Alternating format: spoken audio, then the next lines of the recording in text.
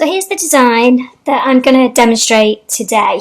It's a cityscape. Obviously this one's Liverpool, you can see I've just written underneath, but actually it could be a cityscape of anywhere really. I guess people in Liverpool would recognise the library buildings, the wheel, the museum, some kind of boat submarine, the Metropolitan Cathedral and the tower there. So yes, I thought since I'm from Liverpool I would base the template on my home city.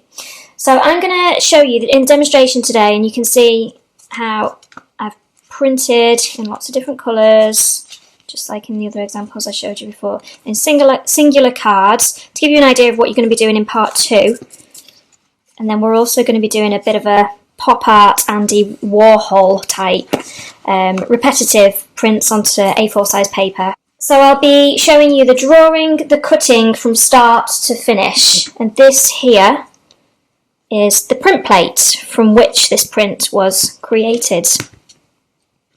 So it didn't take me too long to do it, but I've been doing this for about 20 years. When you come to do this, it might take you 2 to 3 hours. It might be that you want to stop halfway and come back to it at another point. So this demonstration is going to be quite quick. I'm just going to go at pace. So I'd just say to you, use the pause button during the when I'm cutting it, and even just rewind it, come back. You might even want to, like I said before, watch it all the way through to start with, and then you've got a bit of an idea of what's coming up. So it's up to you how you use it.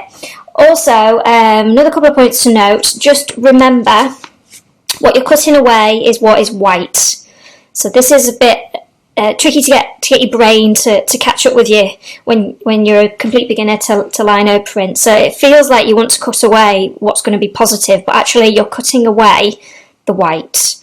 So yes, so that's one thing. And also that I'm catering for a complete beginner here. So I've created a template. This is how we're going to do it. This is how I'm going to show you, and this is how you're going to follow me at home. This is the template. We're going to use some tracing paper. I'm going to show you the steps in a second. If you feel you want to be stretched a little bit, why not create your own cityscape? It can be Liverpool. Maybe you're not from Liverpool. Maybe you're on this course and you're from anywhere in the country or the world. Or maybe you just want to create a different cityscape. Why don't you have a go at creating your own linear drawing like this? I'm just going to show you my notes, my sketches that I used in preparation of this template. So, you know, it's like the mark making I was showing you. Think about, now that you've done that practice session, think about what's achievable with your lino tool and draw in a similar way.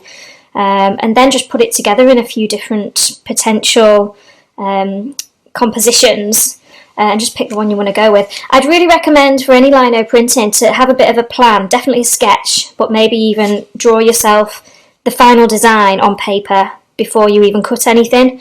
It doesn't matter if it changes as you go along, but at least to start with the design. It's just too many times I've seen freestyling onto lino and it just goes a bit wrong. You do have to, because obviously it's not very forgiving. Once you cut it, it's gone.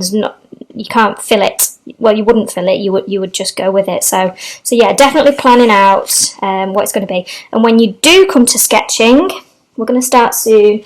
When you do come to sketching, no point really, and I know I've done it here, but I would say at a beginner, no point sketching with a very fine line. Perhaps maybe sketch with the fine line, but then go back over with a Sharpie or something, a permanent marker, something a lot thicker, because as you now know from the practice session we did, very fine lines are a bit tricky to achieve. It's much easier to try with something, draw with something a bit chunkier. It's going to be a bit more representational of what your final design looks like.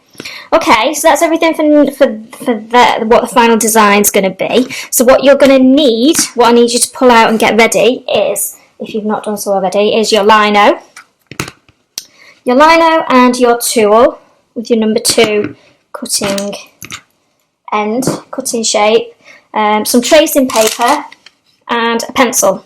Tracing paper cut to fit the 10 centimetres by 10 centimetres. I've actually just started to cut this one to size.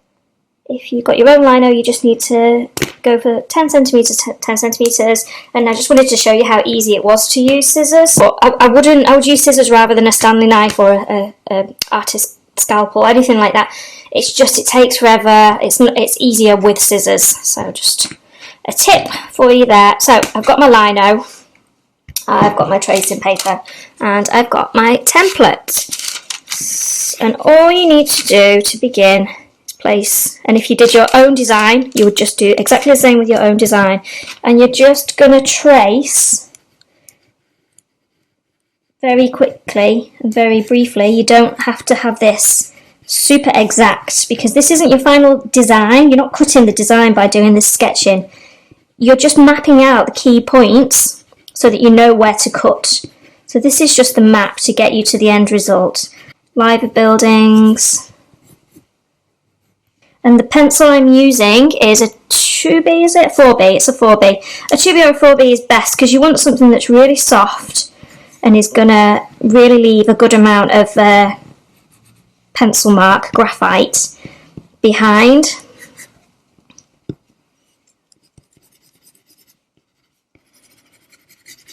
And you can see just for the water and the waves around the boat here, I'm not drawing every individual mark. I'm going to freestyle and be creative with that when I come to cutting even some of these little marks here. You don't necessarily need to have every single last detail on there. Okay, so once you've done that, you can put your template to one side. You don't need that. Flip it over. Position it where you want it. Oops. And then holding it with one hand, make sure it moves as little as possible while you're doing this. I just use the back of my nail, and you don't have to press on, you know, really hard. This tracing paper's pretty good at transferring your marks, and if you wanted to check that your marks are being transferred, just lift it up. I'm hoping you can see that. A little bit far away from the camera.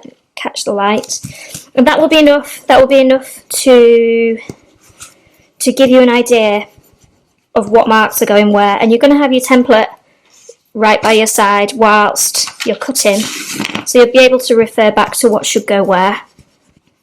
So you can, for information, you can draw with pencil directly onto lino, and if you make any mistakes, just lick your finger and rub it. That's fine, no problem. If you wanted to write Liverpool here in the skyline, you could write Liverpool the right way here, and then obviously when you've traced it and cut it, it's backwards and it would print the right way when you come to printing it.